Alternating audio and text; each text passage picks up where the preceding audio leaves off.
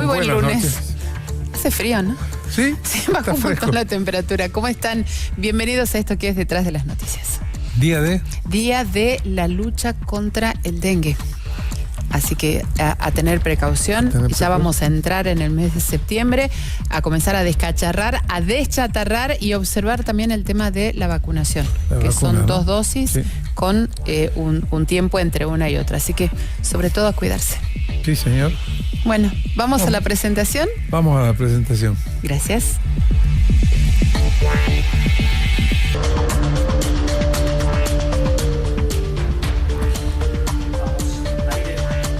Muy buenas noches, jujeños, jujeñas. En esta nueva edición de Detrás de las Noticias, como siempre, analizamos los hechos más importantes que han pasado durante la semana que ha transcurrido.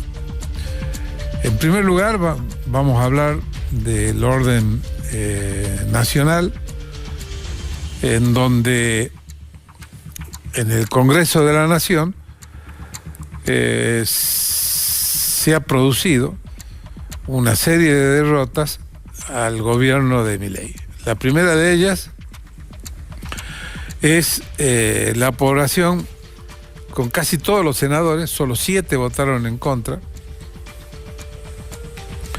de la ley que venía de la Cámara de Diputados de la Nación, que reconocía a los jubilados la inflación del 8% que ocurrió en enero y que el decreto que había sacado Milei no lo contemplaba.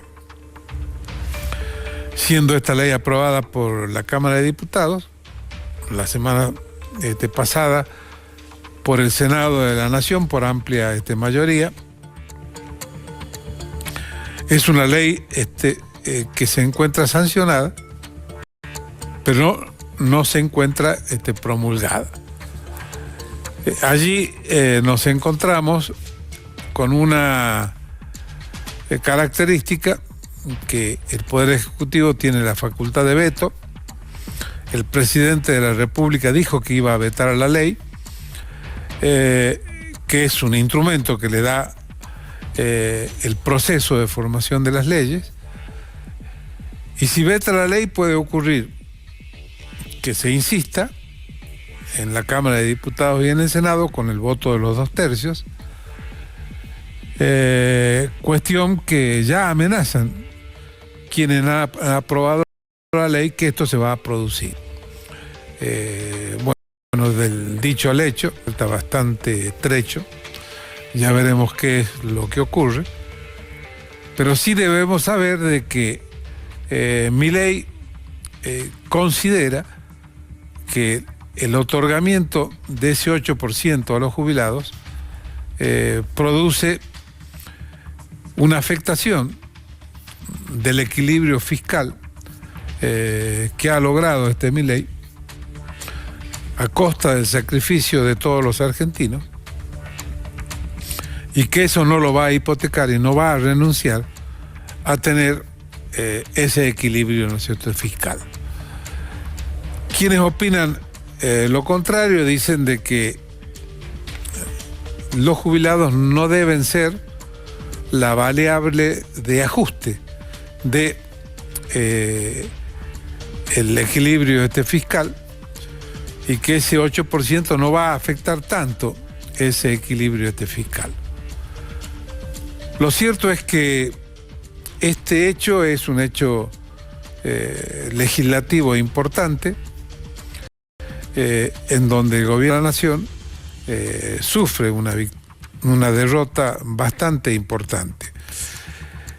Otro hecho que ha ocurrido también en la Cámara de Diputados y Senadores es que diputados rechazó el decreto de necesidad y urgencia, por el cual se otorgaba a los organismos de inteligencia un incremento de partida por 100.000 millones de pesos. Ese proyecto pasó al Senado y dicen los senadores que van a reunir los votos para rechazar ese DNU de otorgamiento de 100.000 millones de pesos a los organismos de inteligencia. Y la tercera derrota se produjo con relación a quién iba a presidir el organismo de control de los organismos de inteligencia, que es una comisión bicameral de la Cámara de Diputados y del Senado de la Nación, integrada por diputados y senadores, en donde el Poder Ejecutivo, a través de Milei, tenía su candidato, el PRO tenía su candidato, y entre las discusiones los representantes del gobierno, se les coló Lustó, presidente de la Unión Cívica Radical, que fue designado presidente con el apoyo de algunos radicales y con el apoyo fundamental de los senadores del partido justicialista, y que constituye para el gobierno una derrota. Ahora, ¿por qué sufrió estos tropiezos legislativos Milei en el Congreso de la Nación? Fundamentalmente porque sus aliados naturales, que son el PRO y algún sector del radicalismo, no tuvo un diálogo, fue un diálogo de sordos entre Milei y estos partidos, que provocó, por supuesto, un mensaje al Poder Ejecutivo de que no podía existir ninguna ley sin el apoyo del PRO, sin el apoyo de algunos radicales. Yo aquí llamo a la reflexión de que debemos dialogar, debemos consensuar, debemos tratar de que exista una estabilidad legislativa, ya que el mensaje que se está dando hacia afuera es malo, es mala para las inversiones que puedan venir a la República Argentina, es malo para todos los argentinos, que estamos de acuerdo con que exista un equilibrio fiscal, pero también estamos de acuerdo en que en la microeconomía, la recesión, los despidos, la falta de trabajo formal, que se hayan fundido muchísimas pequeñas industrias y pequeñas empresas, sean, ¿no es cierto?, atendidos, y para ello necesitamos que el Poder Ejecutivo dialogue, consiga la masa crítica que necesita en diputados y en senadores para llevar adelante su plan de gobierno, para llevar adelante, atacar todos los problemas que tiene la microeconomía en la República Argentina. Por ende, esto ha ocurrido en el orden nacional sin olvidarnos las hipotéticas peleas entre el presidente y la vicepresidenta, que deberían tener más diálogo todos los días para evitar contradecirse, y sin tener en cuenta también de que, siendo chiquito el bloque de diputados nacionales de La Libertad, unos 35 o 36, hayan terminado la semana pasada a las peleas, a los gritos, y en donde una diputada nacional incluso hizo una denuncia a la policía de la Cámara de Diputados de la Nación de amenazas y agresiones, lo que de ninguna manera ayuda a calmar las aguas. Todos estos temas son hechos reales que han ocurrido y hechos reales que deben empezar a solucionarse. En el orden provincial, la noticia más importante, por lo menos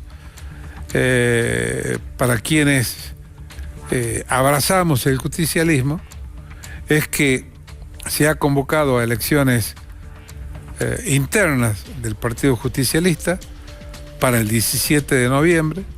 Hay que seguir todo un cronograma, exhibición de padrones, de presentaciones de boletas, siendo el acto eleccionario el 17 de noviembre, y en donde lo que esperamos es que se actúe con responsabilidad. Actuar con responsabilidad significa tratar de actuar con inteligencia, con el diálogo, con el consenso, de tal manera de que el Partido Justicialista vaya a esas internas con reglas claras. Por ejemplo, quien haya participado de esas internas luego no pueda salir por afuera si ha perdido. Es una cuestión que la deberán analizar en los distintos sectores del Partido Justicialista. También es importante tratar de lograr una lista única en que metan a todos los justicialistas en una lista de todos los sectores. Y para eso tienen que sentarse a hablar los principales responsables del justicialismo, no tratando de descalificar un sector a otro sector diciendo que son amigos de los radicales o que no son amigos de los radicales, o otro sector decir no, estos son viejos y por lo tanto hay que reemplazarlos por la juventud, ya que esto no va a ser bueno. Un partido justicialista peleado que vaya a las internas va a seguir peleado para el 2025, para el 2027. Se van a producir elecciones catastróficas en el 2025 y en el 2027, y por ello llamo a la reflexión a todos los dirigentes: charlen, conversen la unidad de tal manera de que se logre un partido justicialista unido, participativo de todos los sectores, y no un partido totalmente desunido, todos peleados, en donde seguramente se volverá a dividir el partido para las próximas elecciones. Y esto no es bueno. Lo que es bueno es que haya elecciones internas, que el partido se regularice, y se regularice con los mejores hombres y mujeres que tengan, ¿no es cierto?, el justicialismo, y con la mayor participación posible. Hago un llamado a la unidad de nuestro querido partido. El último tema que voy a tratar es que ya lo había anunciado, lo había dicho la semana pasada, que el día 23 de agosto iba a venir la vicepresidenta de la República a inaugurar, junto con el gobernador de la provincia, el cabildo, que realmente está espectacular, lo pueden ver todos los jujeños, y en donde lo debemos cuidar. Y digo, ¿por qué lo debemos cuidar? Porque ya tenemos algunos daños que se han provocado en los baños que tiene ese cabildo, en donde se han arrojado pañales, papel higiénico, los han trancado. Cuando el cabildo es de todos, jujeños, lo cuidemos, que sea un orgullo para todos los jujeños, que sea un orgullo para todo el pueblo de Jujuy. Y lo que es bueno, lo que es lindo, que los vean los jujeños y los turistas, lo debemos cuidar fundamentalmente los jujeños.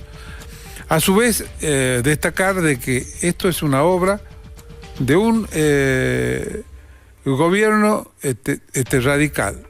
El 80% se hizo durante la gestión de Gerardo Morales, un 20% que faltaba se terminó durante la gestión de Sadir, y allí tratemos de no encontrar internas. Es decir, fue el gobierno de Gerardo Morales y el gobierno de Sadir quienes hicieron el cabildo para todos los jujeños, que es un patrimonio de los jujeños, que lo debemos cuidar, que son los verdaderos dueños de ese cabildo que se ha inaugurado el 23 de agosto. Dicho esto, vamos a hacer un corte y vamos a pasar a hablar con nuestros invitados que vienen del rectorado y el vicerrectorado de la Universidad Nacional de Jujuy. Muy buenas noches.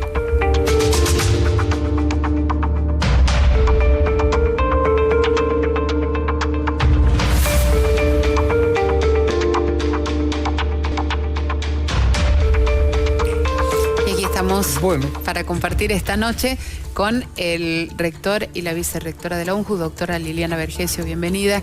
Ingeniero Mario Bonillo, ¿cómo están? Buenas noches. Bien, muy buenas gracias. Bueno, buenas noches, bienvenidos a este programa. Al rector ya lo habíamos tenido, a la vicerrectora no, así que bienvenido y empecemos a hablar de la Universidad Nacional de Jujuy y de la universidad en general. Y siendo mi primera pregunta, que es obvia, ya que vemos los problemas que están ocurriendo, ¿cómo está la Universidad Nacional de Jujuy hoy? Como dice Milei, sin plata, no hay plata. No, bueno, nosotros hagamos un poquito completo, si se puede resumir. El año pasado ya fue un año complicado para todas las universidades. Si bien había proyectos de financiamiento, se aprobaban, pero no se giraban los fondos. También el año pasado hubo un atraso importantísimo en gasto de funcionamientos. Hasta 5 meses sin que se giren los fondos. Y cuando asume la presidencia del presidente Milei, a partir de ahí empiezan a girarse los fondos, pero sin actualización.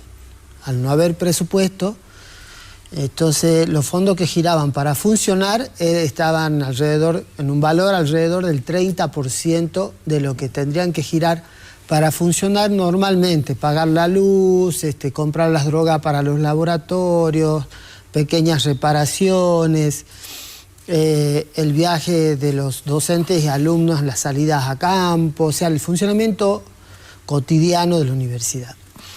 Después de la marcha que se hizo en defensa de la universidad, un mes después de eso, el gobierno nacional actualizó el valor de monto de funcionamiento, lo anunció primero para la UBA, después para el resto de las universidades nacionales, y esos fondos se giran puntualmente, llegan entre el 2 y el 5 de cada mes, están llegando, digamos. Así que en funcionamiento vamos normalizando de a poco. Nosotros ya en parte ya hemos recuperado, estábamos sin comedor universitario, que teníamos una beca de 100% para aquellos alumnos que son de muy bajos recursos, que vienen del interior, por lo menos tenían una beca, una comida al día asegurada. Es un sistema de beca, o sea, hay diferentes tipos de becas que otorgamos. Una era la beca de comedor, teníamos todo suspendido. Bueno, ahora hemos empezado ya a reactivar ese sistema. Hemos empezado ahora por un convenio con el municipio de San Salvador de Jujuy y el Mercado 6 de Agosto. Ahí tenemos una beca comedor y un menú económico para estudiantes. Es un acuerdo que hemos realizado y estamos ahora por habilitar en otro lugar que estamos trabajándolo, que es donde teníamos antes la anterior beca, que también es un buen servicio, y estamos conversando la posibilidad de que se pueda realizar también la beca, tanto menú económico como la beca comedor 100%. ¿Y esa beca cuánto? Para aquellos alumnos. Alumnos. Nosotros teníamos, antes de tener problemas financieros, 500 alumnos becados. Y ahora estamos implementando 100. Todavía no se ha completado el cupo, estamos haciendo una nueva convocatoria porque han faltado. Bueno, es que recién se está reactivando todo. Pero digo, son cosas que hemos empezado a recuperar y a funcionar con cierta normalidad que no la teníamos. Otra situación, ya aparte, tiene que ver con lo salarial. Que eso ahí los rectores, digamos, sí, por medio del Consejo Interuniversitario Nacional, hacemos las solicitudes de la mejora salarial, de que no haya pérdida del poder adquisitivo de los docentes investigadores. Y ahí yo quiero remarcar algo, me parece que es importante, que es un poco la defensa que tenemos que hacer nosotros, pero en realidad el país está en una situación complicada y todo el mundo tiene problemas salariales ahora, digamos, ha tenido una pérdida de poder adquisitivo muy importante. Ahora, desde el punto de vista académico, ¿qué es lo que nos preocupa a nosotros, digamos? Yo traje 3 ejemplos. Uno es el doctor José Mordoch, con un desarrollo de una vacuna para curar melanoma, cáncer. El otro es de la doctora Rosana Cheín, es de Tucumán, CONICET. ¿El primero de dónde? El primero es de la UBA, CONICET. La segunda es de Tucumán, Universidad de Ciudad de Tucumán, CONICET, con el desarrollo de un químico que ya está en la parte de desarrollo, la última etapa para ya desarrollo comercial, con un financiamiento de $3 millones de una empresa francesa, Universidad Nacional de Tucumán y CONICET, que es un químico, que es un medicamento para el Parkinson, aparentemente que funciona muy bien. Y el tercer ejemplo, que lo tenemos acá en Jujuy, que es la doctora Flexer, que trabaja en litio, que tiene 2 patentes en trámite, que tiene que ver con cómo hacer más eficiente la recuperación, el litio, e incluso utilizando menos agua y desarrollo de batería más eficiente, bueno, todo un programa integral respecto al litio para las baterías. Y son investigadores que si bajan el ingreso salarial, o sea, nosotros pensemos que si nuestros investigadores empiezan a bajar a valores de $1.200, Bolivia, Chile, van a ofrecer llevárselo. Y se nos descabezan los líderes de los grupos de investigación. Estamos hablando del desarrollo de una vacuna, estamos hablando de un medicamento para el Parkinson, estamos hablando de desarrollo de batería de litio. O sea, eso es lo que pierde Argentina cuando hay pérdida del poder adquisitivo de los investigadores. Y eso es lo que a nosotros nos preocupa desde la academia, ¿no? Sí. Y no hubo ajuste. Siempre va por debajo, hay pérdida. Hay cierta incidencia, pero algunos hablan entre el 35 y el 60% de pérdida del poder adquisitivo. Entonces nos acercamos a valores que ya pasan, incluso estos investigadores, cabeza de grupo, de equipo de investigación, están contactados a nivel internacional. Entonces, a Bolivia, a Chile, a Brasil no le cuesta nada decir, venite por $2.000 y se van. Se van a ir, digamos. Entonces después vamos a recuperar eso, en 20, 30 años recién vamos a recuperar esa capacidad de investigación. Ese es el problema más grave que vemos desde la academia. Sí, doctora, aparte nosotros tenemos muchos institutos, como los que recién nombraba, que son de doble dependencia. Son UNJU, o sea, Universidad Nacional de Jujuy, y CONICET, y esto nos pasa mucho. Y otra fuente de financiamiento que teníamos hasta el año pasado era la Agencia de Innovación, Ciencia y Tecnología, que ha sido absolutamente desfinanciada. O sea, los proyectos que fueron aprobados del 2022 no se abonaron los importes, los que fueron aprobados el 2023 no se notificaron, y para el 2024, que tenía que haber, hubo una convocatoria de hecho en marzo, no se ha convocado a las evaluaciones de esos proyectos. Entonces ahí también esa capacidad de investigación que las universidades solas no la puede financiar, sino que los docentes, nosotros hacemos docencia, investigación y extensión, trabajamos en colaboración con esas otras instituciones, y es ahí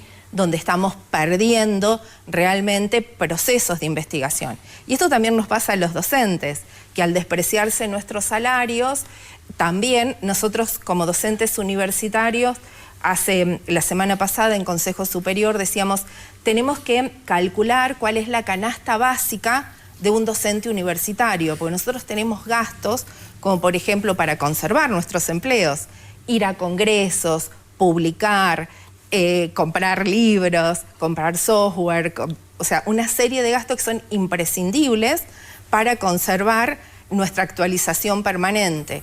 Y la verdad que ahora esos salarios están muy, muy despreciados, y entonces perjudica esa continuidad, ¿no? en el trabajo. ¿Cuánto es el presupuesto que tiene asignado a la universidad? Y de ese presupuesto, ¿cuánto es lo que se destina a pagar sueldos puntualmente?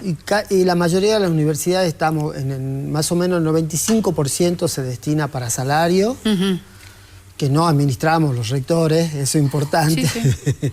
Viene directamente, nació la transferencia para pagar las cuentas sueldos. Y el 5% para gasto de funcionamiento. Nosotros en este momento estamos en 300 millones de gasto de funcionamiento. Tenemos las 5 sedes, 4 facultades, 2 escuelas superiores, 13 institutos, 2.500 docentes, cerca de 800 personal de servicio y de apoyo. Pero ahí te hago, vos me dijiste, ¿no es cierto?, que ustedes no administran, que viene de Buenos Aires, pero ustedes designan.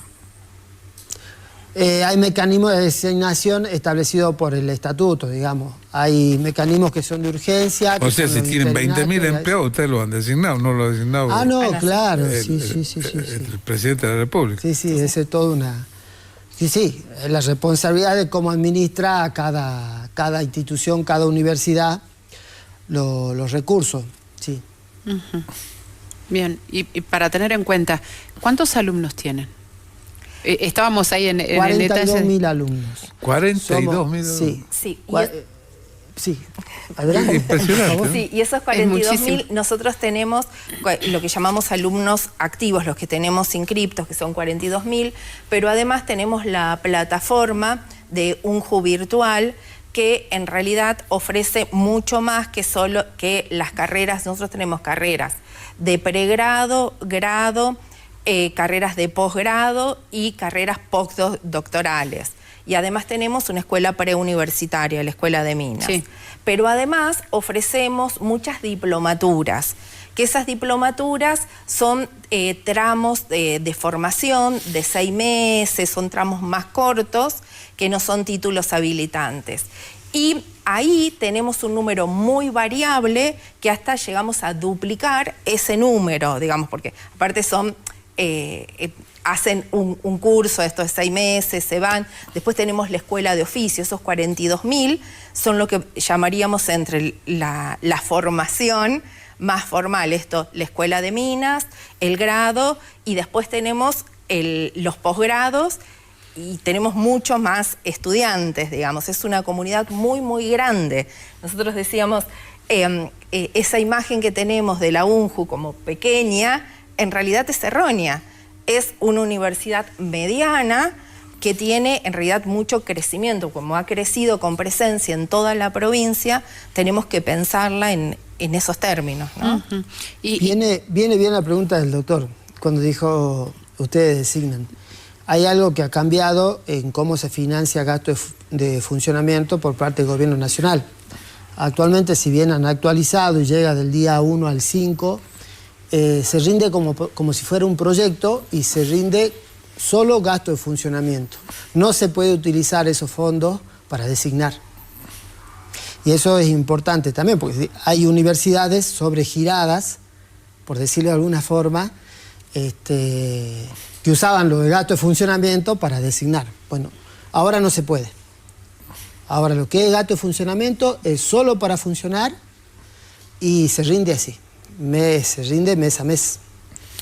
¿Y a dónde caben 42.000? ¿Tienen instalaciones para los 42.000? Bueno, ahí tenemos en realidad un problema, porque nosotros teníamos en construcción, por ejemplo, acá en San Salvador de Jujuy, 2 aularios, uno de ellos en la Manzana 1, donde están ingenierías, que está en un 75%, que cuando se detuvo la obra pública con este gobierno, ese edificio también se detuvo su construcción. Y esto verdaderamente nos trajo un perjuicio, porque sí tenemos mucha necesidad de espacio.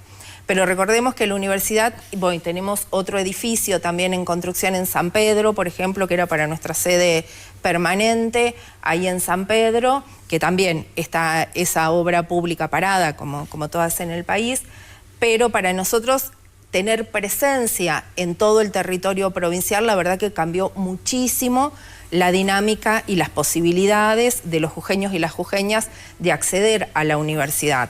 porque nosotros nos pensamos a veces como una provincia relativamente pequeña, ¿no? Donde las distancias pueden ser recorridas fácilmente, pero para alguien de San Pedro, de Libertador, inclusive nos pasó la semana pasada que lanzamos un curso de ciudadanía digital en Palpalá y estudiantes nos decían, bueno, para mí es difícil llegar a San Salvador de Jujuy porque implica un costo extra el poder acceder a ese espacio. Entonces, que la universidad tenga sedes en todas las regiones de Jujuy posibilitó que muchos jujeños y jujeñas puedan acceder a la educación superior.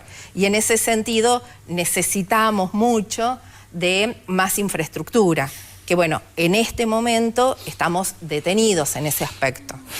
Me quedo con los 42.000 estudiantes, que es un número elevadísimo. Ahora, en comparación con la cantidad de alumnos que ingresan todos los años, ¿cuál es la capacidad o cuál es el porcentaje que egresan de la universidad? Me robaste la pregunta. No. Las universidades yo les llamo periféricas, universidades chicas, que tienen que ver con el tipo de población de alumnos que reciben. Sí. Digamos, si uno está en Córdoba, el 80% de los alumnos son hijos de profesionales, sobrinos. ¿Córdoba cuántos tiene? Tienen el hábito de lectura. Córdoba está en 130.000 alumnos, 140.000 más o menos. Tienen hábitos de lectura, etc. Nosotros tenemos muchos chicos que vienen de la ruralidad, que vienen entonces, el tipo de población también marca mucho el tipo de eficiencia que pueden tener, o hay que poner mayor asistencia para esos alumnos, tutoría, tardan un poco más en recibirse. Entonces estas universidades más de chicas, de periferia, Formosa, Catamarca, antes era Jujuy, hemos crecido mucho en los últimos 10 años, pero seguimos teniendo una población parecida. Las universidades del conurbano profundo también tienen características parecidas. Estamos entre el 1 y el 3% de los que ingresan, egresan. Las universidades del centro, digamos, Rosario, Córdoba, la UBA, La Plata, están en el 5% en las carreras duras y el 8% en las carreras de ciencias sociales, las blandas, por decir de alguna forma. Y las privadas están entre el 8 y el 24%, dependiendo de carreras duras o carreras blandas, pero hay muchas carreras duras que las privadas no la dan, digamos, porque son caras, porque, bueno, se entiende. Pero, digo, por eso hay que analizarlo según los contextos, digamos. Por eso son más o menos los números. Eso es un estudio de cuando yo era decano, que me puse 15 años de historia a hacer los números, los promedios, y lo digo desde ese lado, ¿no? Bien. Sí, pero por ejemplo, a nosotros nos ha pasado en el Consejo Social. Nosotros tenemos un Consejo Social donde participan sindicatos, empresarios, la Unión de Empresarios y demás. Y por ejemplo, cuando hablábamos a comienzo de este año sobre la crisis financiera con el Consejo Social y le informábamos sobre nuestra situación, ahí los propios empresarios que forman parte nos decían que para ellos era notable cuando hacían entrevistas a futuros empleados en distintos rubros, veían que aquellos que tenían un mejor desempeño, mejores habilidades, tanto comunicacionales, no solo técnicas, sino de desempeño, siempre le preguntaban, ¿pero vos fuiste a la universidad? Y le decía, sí, fui 2 años, pero después tuve que abandonar, sí, fui 3 años y tuve que abandonar. El tránsito por la universidad sigue mejorando la performance de las personas después en el mercado laboral. Y por eso nosotros también hemos, por ejemplo, pensamos en certificar esas habilidades, aunque no lleguen a término de una carrera de 4 o 5 años, pero poder certificar esos tramos más cortos que realmente mejoran las posibilidades de empleabilidad de la gente y el desempeño, ¿no? Hay algo más que me gustaría acotar. Por ejemplo, la UBA, ellos hablan de un porcentaje de egreso entre el 36 y el 50%. La UBA tiene un CBC que funciona como si fuera un ingreso, entonces no declara como las otras universidades. Es como si tuviera un examen de ingreso, digamos. Ahí, hablando, sí. la universidad nuestra tiene cupo y ingreso o no? Nosotros tenemos cupo en 2 carreras, pero no es decisión nuestra en sí, digamos. Una es abogacía, que la decisión de poner cupo la hizo CONIAO. ¿Y está funcionando? Abogacía sí, estamos empezando a dictar el segundo año. Segundo año ya. Y es como toda carrera, de a poco se va consolidando. Yo me acuerdo cuando empezó agronomía, se dictaba en la legislatura. Le prestaban, es más, hay sillones que están en las facultades que eran de la legislatura de esa época, que cuando se trasladó ya a la sede le han dado los sillones para que se lleve. O sea, estas cosas son así, pero bueno, de a poco se va consolidando y va creciendo la universidad. Sí, esta abogacía tiene un cupo de 600 que lo estableció CONIAO, nos aprobó, nos autorizó a dictarla con ese cupo, entonces se toma un examen de ingreso, rinden entre el primer año, o sea, el anteaño pasado, han rendido creo que 6.000 alumnos, este año cerca de 3.000, bajó un poquito. Sí. Y la otra es enfermería, pero que tiene que ver con la cantidad de equipos, porque realmente es una carrera muy práctica, se entrenan. Tenemos brazos, por ejemplo, que son artificiales, que simulan el tejido humano, la resistencia, y solo se pueden hacer 500 prácticas, porque después ya no es lo mismo la resistencia y ya no sería bueno el entrenamiento. Entonces la cantidad de brazos, la cantidad de equipos que tenemos nos marca la cantidad de alumnos que tomamos, y esos son 100 alumnos. Y medicina va a tener cupo porque CONIAO la establece con cupo. Eso ¿Cómo ya va sabemos que va a ser así. el tema de medicina esa universidad? Se presentaron los papeles ya ¿Sería en San Pedro? En Ledesma, que va a estar vinculado al nuevo hospital que está terminando el gobierno de la provincia, y el viejo hospital va a ser acondicionado para la sede de la carrera. Incluso el gobierno de la provincia ha generado una agencia de apoyo al desarrollo de la carrera de medicina, y estamos trabajando juntos, mano a mano. Y bueno, están presentadas las documentaciones, ya hemos presentado, seguro hay que esperar que, seguro va a volver con alguna observación, haremos las correcciones, los ajustes. Tenemos la esperanza de que el año que viene pueda empezar en Libertador Medicina.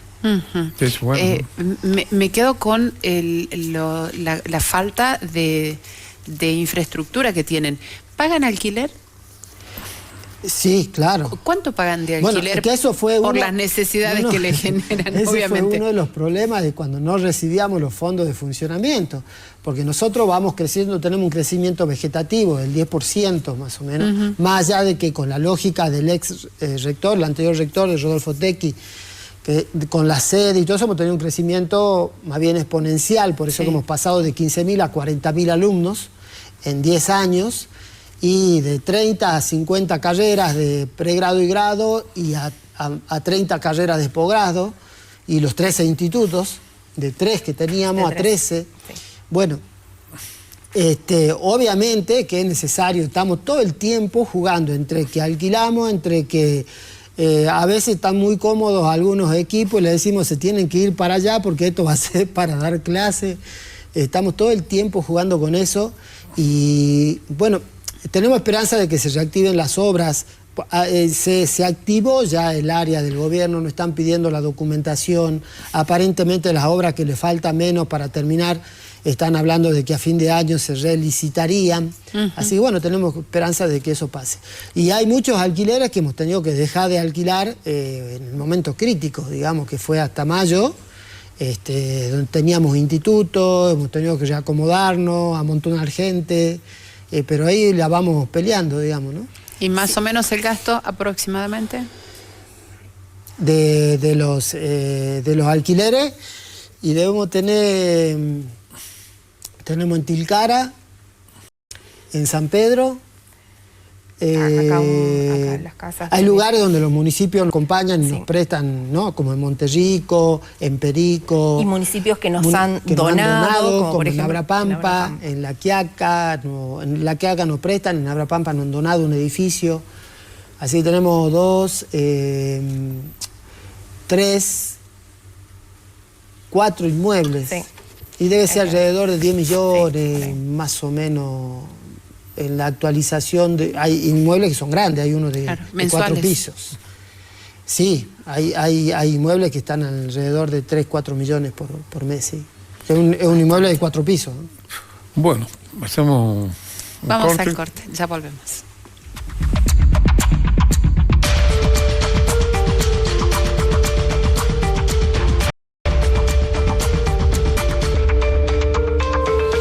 último bloque de Detrás de las Noticias de este lunes. ¿Sí?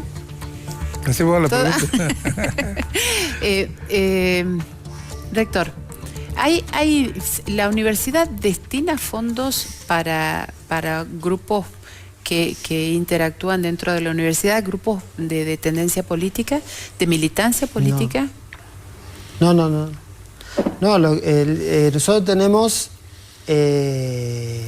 secretarías que articulan acciones relacionadas a extensión, a bienestar universitario, a Secretaría de Investigación de Ciencia y Técnica, y en ese marco se ejecutan los fondos, digamos, y después de lo que administra el rectorado tiene que ver con todo lo que sea mantenimiento, la gestión cotidiana, la administración cotidiana, el movimiento de los vehículos, lo que decía de cada facultad, que tiene que ver con las actividades cotidianas de cada carrera, salidas a campo, compra de drogas, reparación de equipos. Digamos, el marco de la administración se realiza de ese tipo.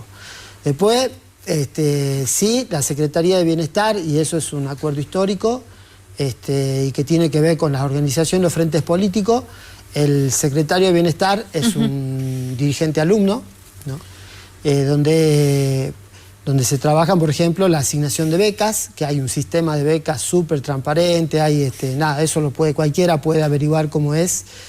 La verdad que trabajan muy bien, con una mesa donde se trabajan todo eso en forma colectiva, con participación de los consejeros académicos, alumnos de las diferentes facultades.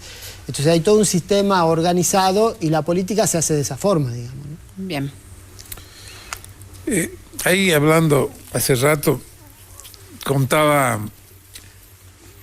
usted que tiene relaciones con distintas universidades, ya sea de la República Argentina o seguramente también de algún otro país, ¿no es cierto? Sí. La Universidad Nacional de Jujuy participa de varias redes. Por ejemplo, bueno, nosotros formamos parte activa del Consejo Interuniversitario Nacional. Ahora, por ejemplo, este viernes tenemos el plenario, un plenario donde nos reunimos todos los rectores y rectoras de universidades nacionales a discutir política universitaria, que va a ser en Santa Rosa, La Pampa. Yo participo dentro del Consejo Interuniversitario Nacional que hemos creado acá en Jujuy en el año 22, cuando fue el plenario del Consejo Interuniversitario Nacional acá en Jujuy, el foro de rectoras y vicerrectoras a nivel nacional, que es un foro donde participamos todas quienes han ejercido o ejercen funciones tanto en rectorado como en vicerrectorado, planteando políticas de género a nivel nacional. Y ahí, bueno, yo fui la primera coordinadora nacional de este foro.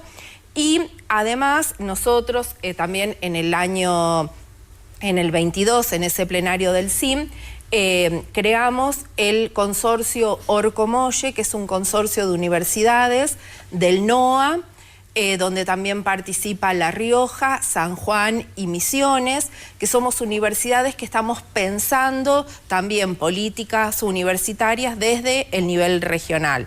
La verdad que nosotros trabajamos muy articuladamente con las universidades del NOA sobre todo, y también formamos parte de redes internacionales. El rector Bonillo ahora está presidiendo la red CRISCO, y además también participamos de UNIRRILA, que es otra red que vincula el corredor bioceánico y todos los países que estamos integrando ese corredor del Pacífico y al Atlántico, y también el grupo Psicosur, que es la zona centro-oeste del sur de América Latina, donde, por ejemplo, en Psicosur vamos a tener una reunión ahora en septiembre en Pilar, en Paraguay, donde ya se decidió hace un par de meses que se va a fusionar Psicosur Gobierno, que era lo que existía, con Psicosur Universidad, para trabajar de forma colaborativa. Y también hemos creado una fundación del Psicosur, que también va a trabajar en forma colaborativa de todos estos países, que son Brasil, Paraguay, Argentina, Bolivia, Chile y el sur de Perú, que también es una forma de integrarnos y crecer, y ahí tenemos mucho intercambio, tanto de docentes, investigadores, estudiantes, pero también estamos buscando construir políticas regionales, ¿no? Pensando en la zona. La Universidad Nacional de Jujuy en ese sentido es muy activa, tanto en las redes regionales, nacionales e internacionales. La verdad que tenemos mucha presencia en ese sentido y favorece mucho nuestro crecimiento. Ingeniero, ¿tienen elecciones, consejos académicos y el resto de la estructura de la UNJU? ¿Cómo funciona? Porque tiene su complejidad. Es la elección de medio término, digamos así, o sea, el 14 de diciembre vencen los mandatos de todos los consejeros académicos y consejeros superiores, por lo tanto hay que realizar las elecciones para llegar al 14 de diciembre con los nuevos consejeros ya electos. Bueno, hay un calendario electoral que ya lo aprobó el Consejo Superior. Cada facultad y a la vez a nivel de Consejo Superior se trabajan las designaciones de las juntas electorales, un poco lo que contaba el doctor respecto al Partido Justicialista, es la misma dinámica y más o menos las mismas fechas, vamos a estar ahí trabajando. Pero van todos unidos. No, bueno, en las universidades, en todas las universidades nacionales se trabajan en frentes donde hay participación de diferentes espacios, incluso de ideologías políticas. Algunos no tienen afinidad a ciertos partidos políticos, pero igual participan, arman grupos que tienen que ver con la política universitaria, digamos. Y ahí en los frentes es una característica en toda la Argentina, hay bastante diversidad, digamos. Eso a veces cuesta entender, o a veces uno ve supongamos, uno ve el vicerrector de la UBA y dice, no, bueno, son de tal partido, están... No, es un frente bastante diverso que acuerdan una forma de conducir la universidad. En todas las universidades pasa lo mismo. Así que nada, esperemos que todo sea igual. Es un año complejo y con cautela, austero, pero igual la democracia hay que sostenerla, ¿no? Y la relación universidad con el gobierno de la provincia, con el gobierno del municipio, fundamentalmente de la capital, y con el gobierno nacional, ¿cómo es?